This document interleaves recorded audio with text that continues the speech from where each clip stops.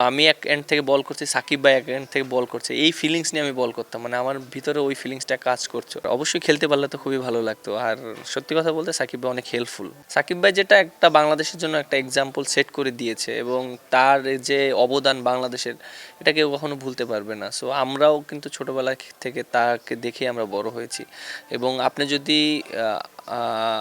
মানে আমার যখন ডেবু হয়েছে, সত্যি কথা বলতে আমি যখন আন্ডার 19 খেলি, তখন আমি স্বপ্ন দেখতাম যে বাংলাদেশ টিমের প্লেয়ারের সাথে খেলবো। যখন আমি ডেবু হয়, যখন আমার বাংলাদেশ টিমের প্রত্যেকটা প্লেয়ারের সাথে খেলি, তখন আমি খেলা থেকে আমি তাদের চেহারার দিকে তাকিয়ে থাকতাম। সো আমি এক এন্ড থেকে বল করছি, সাকিব ভাই এক এন্ড থেকে বল করছে, এই ফিলিংস নিয়ে আমি বল করতাম, মানে আমার ভিতরে ওই ফিলিংসটা কাজ করছে। আর আমার যদি রেকর্ড বলেন, সবচেয়ে বাংলাদেশের সাকিব ভাইয়ের সাথে সবচেয়ে বেশি ভালো রেকর্ড। কারণ আমি এক সাইড থেকে বল করলে, সাকিব ভাই এক সাইড থেকে বল করলে, আমরা দুইজনই কোনো না কোনো সময়ে, মানে হয়তো আমি উইকেট পেতাম, নাহলে সাকিব ভাই উইকেট পেতো। সো তার সাথে আমার কেমিস্ট্রি অনেক ভালো, বলিং রেকর্ড বিশেষ করে।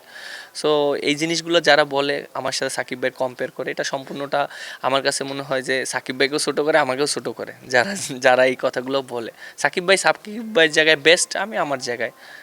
লাস্ট প্রশ্ন ভাই, যেহেতু বললেনি আসলে কানপুর টেস্টের পরে আর কখনোই সাকিবের সাথে খেলা হয়নি, একটু আক্ষেপটা আছে কিনা এটা বলেই শেষ করতে চাই। না, সাকিব ভাইয়ের সাথে তো অনেক বছর আমরা ইন্টারন্যাশনাল খেলেছি, ভালো লেগেছে। লাস্ট আপনার লাহোর কালান্দার্সেও খেলেছি, দেখা হয়েছে, একসাথে কথা বলেছি। আর অবশ্যই খেলতে পারলে তো খুবই ভালো লাগতো। আর সত্যি কথা বলতে সাকিব ভাই অনেক হেল্পফুল মাঠে যখন থাকে। সাকিব ভাই যখন মাঠে থাকে, তখন আমার জন্য অনেক সময় অনেক কাজ ইজি হয়ে যায়, কারণ অনেক প্রেশার মোমেন্টে অনেক সময় আমি ডিসিশন নিতে পারি না কীভাবে কী করলে ভালো হবে বলিংয়ের ক্ষেত্রে। তখন সাকিব ভাই যখন থাকে, আমাকে অনেক ধরনের হেল্প করতো যে এইভাবে করলে জিনিসটা ভালো হবে। সো আমি অনেক সাকসেসও হয়েছি।